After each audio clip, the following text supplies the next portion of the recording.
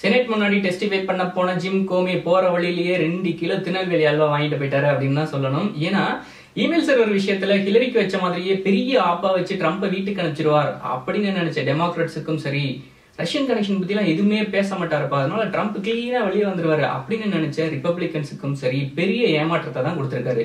இவங்களையெல்லாம் பொறுத்த வரைக்கும் இவர் ஒரு சைக்கோவா இருக்கலாம், ஆனா எங்களை பொறுத்த வரைக்கும் இவர் தான் அமெரிக்காவின் வைகோ. ஏன்னா கடைசி வரைக்குமே இவர் யாருக்கு சப்போர்ட் பண்ணாரு, யாருக்கு ஆப்பு வச்சாரு நம்மளால கண்டுபிடிக்கவே முடியல.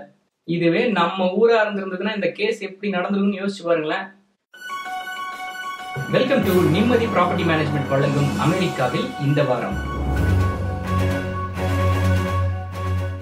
ஜூலை 2ஆம் தேதி யூஎஸ்ல மருதநாயகம் ரிலீஸ் ஆகுது. நம்ப முடியலையா? உண்மையிலேங்க ஜூலை 2ஆம் தேதி மினியாபோலிஸ்ல நடக்கிற ஃபெட்னாவுல மருதநாயகம் நாடகம் நடக்குது. அது மட்டும் இல்லாமல் இன்னும் நிறைய சுவாரஸ்யமான நிகழ்ச்சிகளோடு நூற்றுக்கணக்கான தமிழக உணவு வகைகளும் கிடைக்கும். குடும்பத்தோட போய் என்ஜாய் பண்ணிட்டு வாங்க. யூஎஸ்ல இருக்கிற கயானா நாட்டு மக்கள், அதுவும் தமிழ் வம்சாவளியினர் நியூயார்க்ல இருக்கிற குவீன்ஸ்ல 15வது வருஷமாக மாரியம்மன் பண்டிகையை கொண்டாடி இருக்காங்க. நம்ம ஊர்ல எப்படி கொண்டாடுவோமோ அதே ஸ்டைல்ல கொண்டாடுறாங்க. உலகத்தின் ஒரே ஒரு தமிழ் பிரதமர், கயானா நாட்டு பிரதமர் மோசஸ் நாகமுத்து அவர்கள் தான். இவர் ஃபெட்னாவுக்கு சிறப்பு விருந்தினராக வர்றாரு. போறவங்க கண்டிப்பா மீட் பண்ணுங்க. பிளின் மீதான ரஷ்யன் கனெக்ஷன் கேஸை நான் கைவிடணும் அப்படின்னு விருப்பப்பட்டாரு. நான் அவருக்கு லாயலா இருக்கணும் அப்படின்னு விருப்பப்பட்டாரு. நான் இதெல்லாம் செய்யலன்னு உடனே என்ன ஃபயர் பண்ணிட்டாரு அப்படின்னு கோமி சொல்றாரு. ரிப்பப்ளிகன்ஸ் என்ன கேக்குறாங்க, அவர் விருப்பம் தானே பட்டாரு, உனக்கு என்ன ஆர்டரா போட்டார் அப்படின்னு கேக்குறாங்க. வாஸ்தவம் தானே? மூக்கு கிட்ட வரல தானே நீட்டினாரு, மூக்க தொட்டாரா?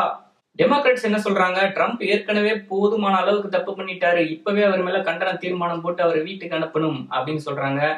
ட்ரம்ப்பும் கோமியும் மாத்தி மாத்தி ஹீஸ் அலையர் அப்படின்னு சொல்லிட்டு இருக்காங்க. இவங்க கான்வர்சேஷனுக்கான ஆதாரங்களை திரட்டும் பணி நடந்துகிட்டு இருக்கு. போக போகத்தான் தெரியும் இது ஒரு சின்ன ஊதுபத்தியா இல்ல பெரிய அணுகுண்டா அப்படிங்கிறது.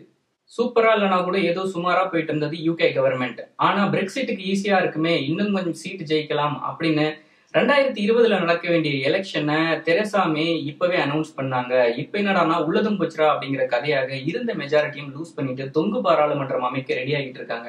நல்லா தானே போயிட்டு இருந்தது, ஏன் திடீர்னு இப்படி ஆச்சு அப்படின்னு எங்கள் குழு யோசிச்சு கண்டுபிடிச்ச உண்மை என்ன அப்படின்னா, இந்த டாக்டர் பீலே லண்டன்ல தானே வந்தாரு. அநேகமா அம்மா ஆவி தமிழ்நாட்டுல வேலையை முடிச்சுட்டு இப்பதான் லண்டன் போயிருக்குன்னு நினைக்கிறோம். சோசியல் மீடியானால வீட்டுக்கு மட்டும் இல்லைங்க, நாட்டுக்கும் கேடுதான் போல இருக்குது. ஏன்னா நாட்டுல நடக்கிற பிரச்சனை பத்தி ஒயிட் ஹவுஸ் அபிஷியல்ஸ் ஏதாவது ஒரு ஸ்டேட்மெண்ட் கொடுத்தாங்க அப்படின்னா ட்ரம்ப் பாட்டுக்கு மிட் நைட்ல எழுந்திரிச்சு அதுக்கு உல்டாவா ஏதாவது ஒரு ஸ்டேட்மெண்ட் ட்வீட் பண்ணிட்டு தூங்க போயிடுறாரு. இவங்களும் அதுக்கு சப்ப கட்டுறதுக்கு நாஞ்சில் சம்பத்தி எல்லாம் கேட்டி வாங்கிட்டு போக வேண்டியதா இருக்கு. தீவிரவாதத்தை வளர்த்து விடுறாங்க அப்படின்னு சொல்லிட்டு அரபு நாடுகள் எல்லாம் கத்தார் மேல தடை விதித்த இந்த மேட்டர்லயும் இதே மாதிரி விஷயம் தான் நடந்திருக்கு. ஆனா அந்த ட்விட்டர் பிரச்சனைகள்லாம் சீக்கிரமாகவே ஒரு விடிவு காலம் வரப்போகுது. ஏன்னா இவ்வளவு நாளாக பையனோட படிப்புக்காக நியூயார்க் சிட்டில இருந்த மெலானியா ட்ரம்ப் இப்ப ஒயிட் ஹவுஸுக்கு மூவ் பண்ண போறாங்களாம். இவங்க வராங்க அப்படின்றதுக்காக ஒரு 10-12 ரூம்லாம் ரெடி பண்ணி வச்சிட்டு இருக்காங்களாம். இவர் இவங்க எந்த ரூம்ல இருக்காங்க அப்படின்னு கண்டுபிடிக்கிறதுக்குள்ளேயே விடிஞ்சிரும். அதுக்கப்புறம் எப்படி ட்வீட் எல்லாம் போட முடியும்? What an idea Melania G. வாழ்க்கையில ஒரு மனுஷன் கேவலப்படுறது சகஜம்தான். ஆனா சில நேரங்களில் இந்த கரடியே காரி துப்புற மொமெண்ட் அப்படின்னு ஒண்ணு நடக்கும். அது தெரியாதவங்களுக்கு ஒரு உதாரணம் சொல்றேன். பாரிஸ் கிளைமேட் அக்ரிமெண்ட்ல இருந்து வெளியே வந்ததுக்காக சுயநலவாதி அப்படின்னு ட்ரம்ப் ஒரு நாடு திட்டிருக்கு. அது யாருன்னு கேக்குறீங்களா? North Korea. சத்தியமா நார்த் கொரியா தாங்க. நமது பிரதமர் மோடிஜி ட்ரம்ப் ஜியை சந்திக்க இந்த மாசம் அமெரிக்கா வருகிறார். இவங்க 2 பேர்த்துக்குமே இதுதான் முதல் சந்திப்பு. இங்க பிரச்சனை என்ன அப்படின்னா, ட்ரம்ப் ஏற்கனவே பல குழப்பங்கள்ல இருக்காரு. இதுல இவர் நம்ம மோடிஜியோட ஸ்போக்கன் இங்கிலீஷை புரிஞ்சுக்கிட்டு அதுக்கு பதில் சொல்லி நம்ம விசா பிரச்சனைக்கெல்லாம் முடிவு இதெல்லாம் நடக்கிற காரியமா? ஒரு மந்தையிலிருந்து பிரிந்து 2 ஆடுகள், அவருக்கு பிடிச்ச மாதிரியே சொல்லுவோம், ஒரு மந்தையிலிருந்து பிரிந்த 2 மாடுகள் சந்தித்துக் கொண்டன, ஆனால் பேச முடியவில்லையே. அமேண்டா ஹாக்கின்ஸ் அப்படிங்கிற டெக்சாஸ் பொண்ணு தன்னுடைய 2 குழந்தைகளையும் 15 மணி நேரம் காருக்குள்ளேயே வச்சு பூட்டிட்டு எங்கேயோ போயிட்டாங்க. இதனால டெம்பரேச்சர் தாங்க முடியாம அந்த குழந்தைகள் 2 பேரும் இறந்து போயிட்டாங்க. சைல்டு என்டேஞ்சர்மெண்ட் கேஸ்ல இவங்கள அரெஸ்ட் பண்ணிருக்காங்க.